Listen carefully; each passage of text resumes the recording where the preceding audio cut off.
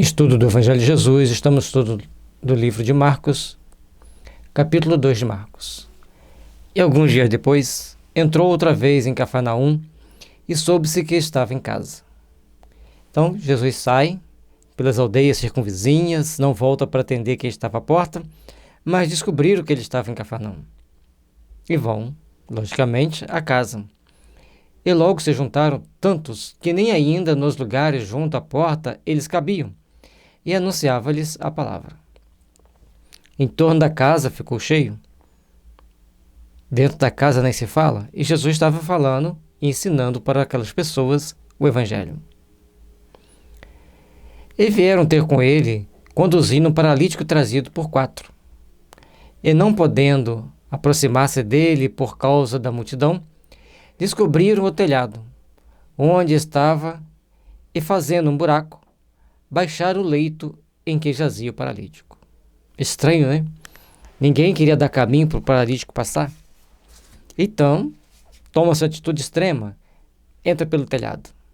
E muitas das vezes, a gente tem que prestar atenção que como nós vamos nos aproximar de Jesus. Precisamos entrar no telhado da nossa superconsciência, fazer uma grande faxina para começarmos a ver como estamos caminhando na direção do Mestre e de que forma vamos buscar nos aproximar do Mestre. É necessário, então, fazermos um trabalho íntimo de reformulação de conceito para aproximarmos-nos das bênçãos divinas e procurar fazer com que sejamos sempre melhores. Jesus, vendo-lhes a fé, disse ao paralítico: Filho, perdoados são os teus pecados. E estavam ali sentados alguns dos escribas, que razoavam em seu coração, dizendo: Por que diz este assim blasfêmias? Quem pode perdoar pecados senão Deus? O ato de julgar as pessoas é uma das coisas mais complicadas. E aquelas pessoas estavam lá querendo ouvir Jesus, mas com que tipo de sentimento? Porque vendo todo o sacrifício do cego para chegar até o Cristo, por que ele não poderia curar dessa ou daquela forma, mas sim do jeito que eles queriam? Faz necessário, então, as pessoas procurarem rever-se a si mesmo e procurar entender seus corações por um novo prisma, por um novo ideal. E Jesus, conhecendo logo em seu espírito que assim razoavam entre si, lhes disse: E por que Jesus percebia em espírito? Porque ele era médium. Ele tinha as percepções todas muito aguçadas, inclusive para escutar o que as pessoas pensavam. Por que razoais sobre estas coisas em vosso coração? Qual é mais fácil dizer ao paralítico: Estão perdoados os teus pecados? Ou dizer-lhe: Levanta-te, toma o teu leito e anda? A maioria das pessoas se apegam a tantos comezinhos, a tantos detalhes das palavras, esquecendo da grandiosidade do efeito. Porque quando tanto ele dizer, levanta, toma seu leito e anda, e são perdoados os teus pecados, de toda forma, um paralítico levanta e começa a andar.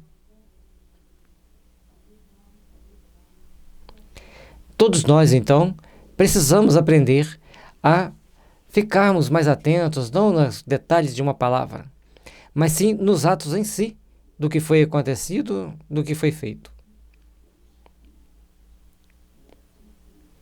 Ora, para que saibais que o Filho do Homem tem na terra poder para perdoar pecados, disse o paralítico.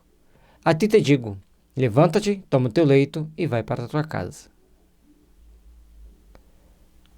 Ele, paralítico, ainda estava sentado, depois que ele falou que os pecados estão perdoados, mas ele mostra para aquelas pessoas que ali estavam.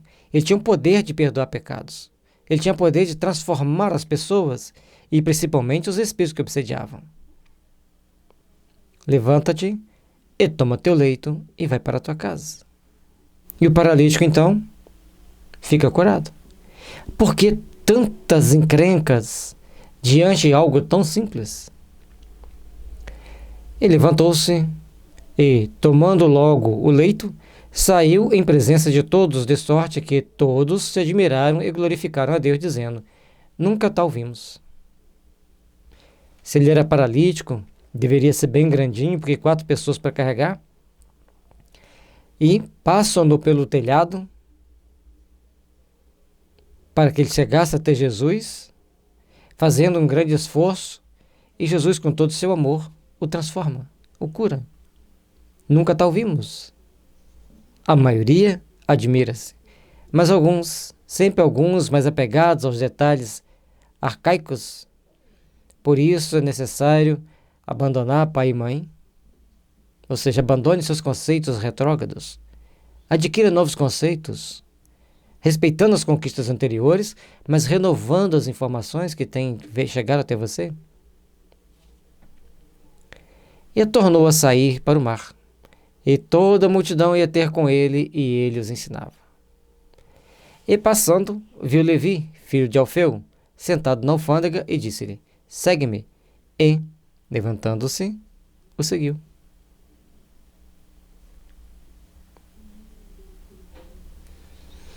E o Alfeu já tinha outros 2 discípulos com Jesus. Esse era o terceiro. Imagine, uma pessoa ser um cobrador de imposto, um funcionário da Receita Federal, ganhar um baita salário. Aí Jesus chega para ele: segue-me. Ele levanta e passa a seguir Jesus naturalmente. Tem que ter muita fé, muita disposição de espírito e muita capacidade de renovar conceitos.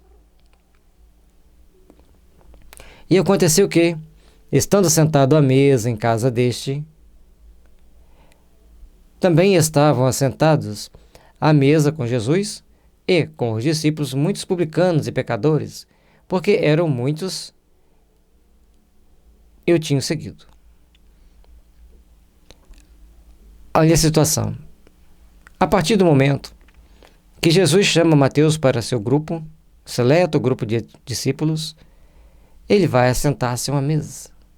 E ali tinha publicanos e pecadores. Publicanos eram exatamente os cobradores de impostos. E pecadores eram as pessoas em geral, aqueles que faziam pequenas traquinagens, pequenos comércios irregulares, tentando burlar daqui e dali algumas regras para sobreviver. E foram todos sentar-se à mesa com Jesus. E os escribas e fariseus, vendo-o comer com os publicanos e pecadores, disseram aos seus discípulos: por que come e bebe ele com os publicanos e pecadores? Como se eles não fossem pecadores. E Jesus, estando ali junto daquele grupo de pessoas que eram detestadas por um outro grupo de pessoas, mas ele amava a todos indistintamente. E Jesus, tendo ouvido isso, disse-lhes: os sãos não necessitam de médico, mas sim os que estão doentes. Eu não vim chamar os justos, mas sim os pecadores.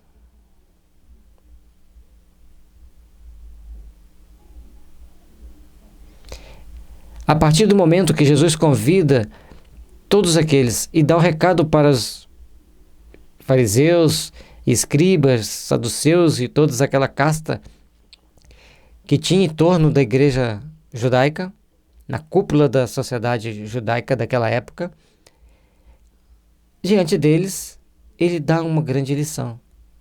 Embora eles dissessem que eles eram... Por que eles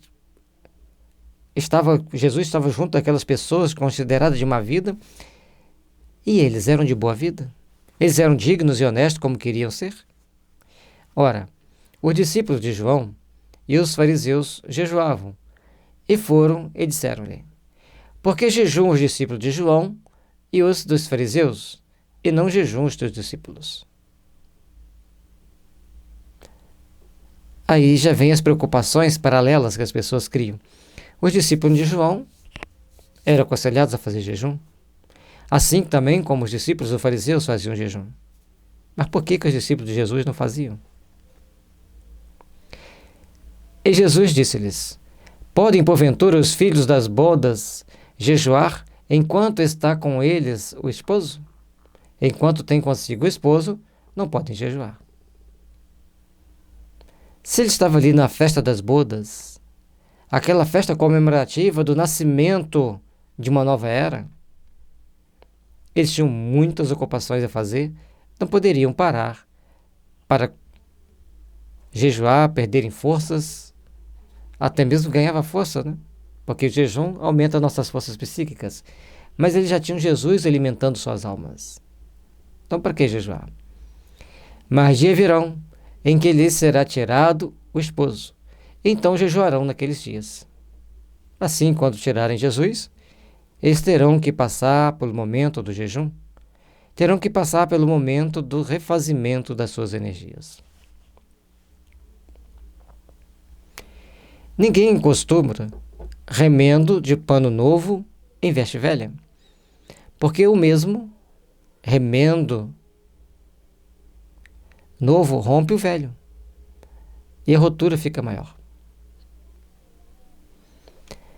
Hoje em dia a gente não vê pessoas com a roupa remendada, vê rasgada, né? Virou moda andar com roupa rasgada. Mas antigamente as pessoas remendavam as roupas. E se o pano do remendo fosse mais novo, acontecia de rasgar mais. Porque o pano novo encolhe na hora que for lavar. Aí você vai passar a roupa, vai vestir, ela vai esticar e vai rasgar. E ninguém põe vinho novo em odres velhos. Do contrário, o vinho novo rompe os odres e entorna-se o vinho e os odres estragam-se. O vinho novo deve ser posto em odres novos.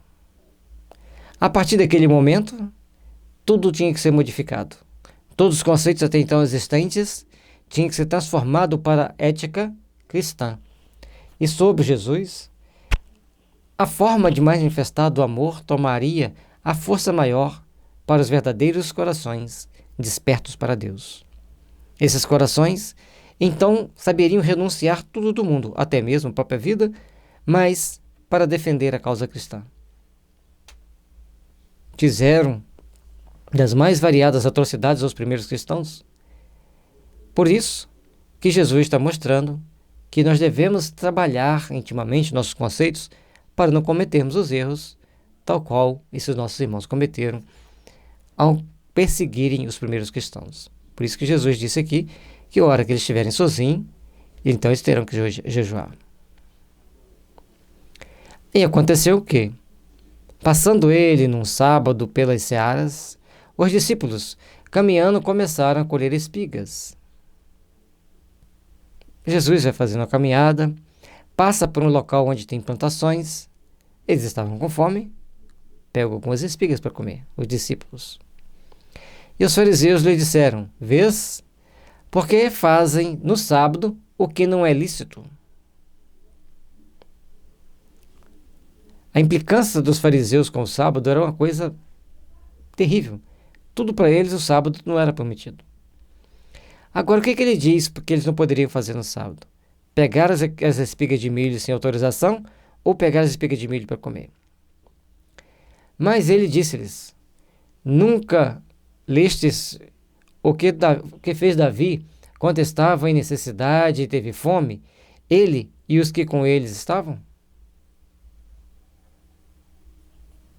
Se ele, Davi, estando com fome, e todos que estavam com ele tinham que buscar o que comer, foram buscar. Como entrou na casa de Deus, no tempo de Abiatar, sumo sacerdote, e comeu os pães da proposição, dos quais não era lícito comer, senão os sacerdotes, dando também aos que com ele estavam. Então ele entra na casa de Deus, no tempo de Abiatar, vai aonde estava o pão da proposição, que era só para os sacerdotes comerem. Não só ele come, mas também dá para todos que estavam com ele. Mas eles estavam com fome. E disse-lhes: o sábado foi feito por causa do homem, e não o homem por causa do sábado.